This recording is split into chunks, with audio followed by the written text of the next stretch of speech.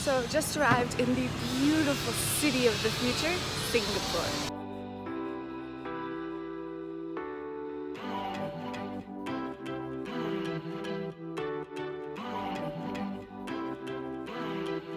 Honestly, something's gonna want to make you move to this incredible city-state. Either it be the jaw-dropping skyline, the futuristic architecture topped up with a boat on a building, religious diversity, or maybe just the fact that the airport happens to have a waterfall is enough. Let's get started, because I can't even wait. So if you come to Singapore, you have to come see the merlion statues, which is like the symbol for Singapore, which is really cool, the fact that they decided to create their own animal, kind of like Scotland has a unicorn. So the merlion is, well, top is a lion, bottom is a fish, and it symbolizes bravery, and you have to take one of the iconic pictures. And so now we're gonna go to Gardens by the Bay, and we're crossing Jubilee Bridge.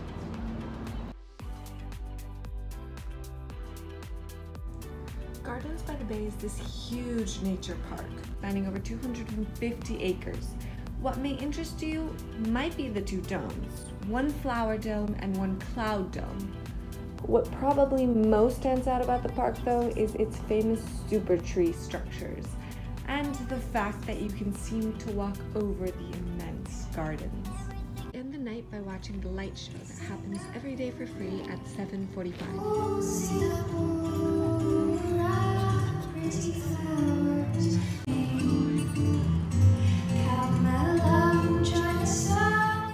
So the first stop for today, we're going to the Botanical Gardens.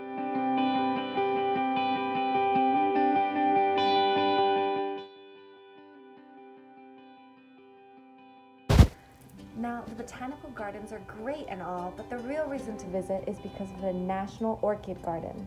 Never in my life have I seen so many orchids. It is the fragrance garden. Now let's head to Haji Lane. It is one of the narrowest streets in all of Kampung Glam. Lined up with boutiques, cafes, amazing street art. It is basically the hipster paradise. There's this really cool place, it's like Sufi coffee, and this coffee is so cool because it has bananas. I'm so self-obsessed that I don't even want to finish my coffee. Never mind, she dead now. The neighborhood of Kampung Glam has its own historical importance. It can be traced back to the 1820s when it was a fishing village on the Roykoi River. As the Malay-Arab community grew, so did the neighborhood. In 1824, Sultan Husain Muhammad Shah decided that he needed a mosque to reflect his status and demanded that the East India Company provide the necessary funds.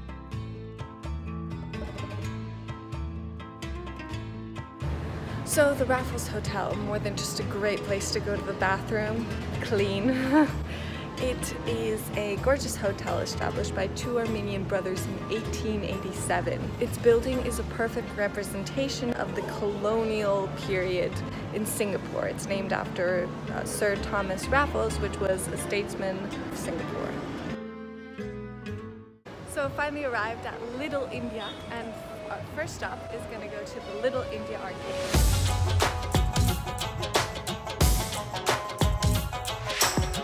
So behind me is the Tang Teng Nye House. It was built by a Chinese businessman who had a lot of sweet making factories. It is the last surviving Chinese villa in Little India. So there's lots of temples to go visit in Little India.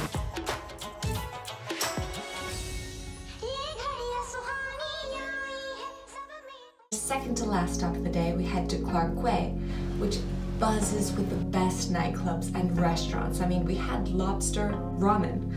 But just imagine that here, hundreds of years ago, this river, with all the boats, was the heart of the city. So our last stop for the day is at the Singapore Flyer, a giant observation wheel, for what I must say is a very steep price of $33.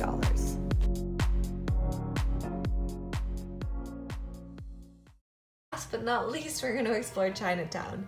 Start off with the best halal curry puffs in all of Singapore. We did a free tour of Chinatown that showed us all the best places to find traditional Chinese medicine. They ended up being mostly dried up plants or animals. Also, shops that would sell durian ice cream. Be warned that I know some people really like this fruit, but it will make you cry. It is kind of what I imagine ass with a little bit of garlic would taste like. During the British settlement, there was a lot of Chinese workers. Chinatown was once a crowded and horrible place to live. Workers were stuffed into tight, long hallways, having to sleep next to their own feces. Most of the work done was physical, so as you can imagine, your job sucks, and so does your home. Where do you go after a long day's work? Places like drug houses and brothels were often placed right next to the living arrangements. By the way, if you want to walk by current brothels, you'll find them in Gaylong Street, 8 to 24. We're eating in Maxwell Food Center. I don't really know what I ordered, but I hope it's good. So a really cool thing to see in Chinatown is the Street of the Dead. So basically, you know, Chinatown. We're thinking way back when, full of people, they're almost all workers, they're sleeping next to their feces, there's a lot of disease going on. You have to do hard labor during the day. Like, it's not a pleasant situation. On top of that, if you end up getting sick or you end up becoming too old, you have stopped serving your purpose to be able to be a laborer. So they literally just kind of send you to the street to die. It's very sad, but I guess that's the cruel realities that happen with capitalism. Last but not least is what I believe is the most iconic attraction, is to go on top of the boat. Yeah, that big boat in the sky, which you can see from practically every angle. So to finish the day, we're gonna have some drinks in C'est la Vie.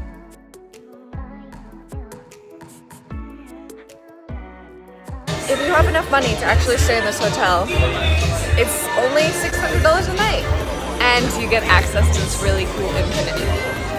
So if you decide you want to come to watch the Garden by the Bay show, and you're on top of the Marina Bay and you want to watch it from here, make sure that you get here like 5 minutes early because it fills up.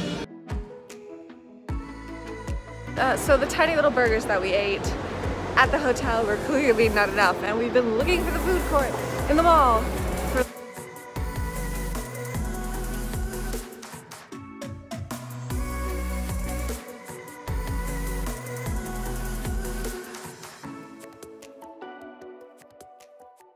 If you have leftover time and you want to explore the Sentosa Island, I recommend arriving through cable cars. And once you get into Sentosa, you also have access to the cable cars around the island.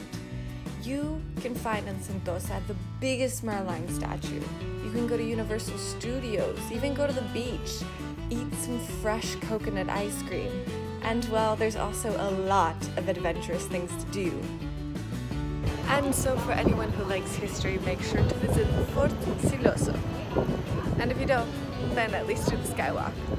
Fort Siloso is a small, well-preserved fort that served as part of Singapore's defenses for decades. First a fort against the pirates, then truly a military fort in World War II. Japan occupied Singapore from 1942 to 1945. For 2 weeks, Japanese went on a killing spree, wiping out an estimated 50,000 Chinese men. The occupation was brutal. Now you can walk through the remains of the military structures while learning quite a bit about the role that Singapore had during World War II.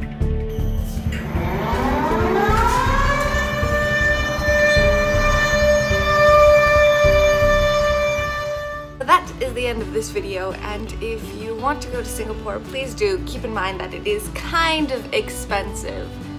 So if you like the video, give it a thumbs up, and if you don't, then don't say anything and just move on to your next video. Also, don't forget to subscribe.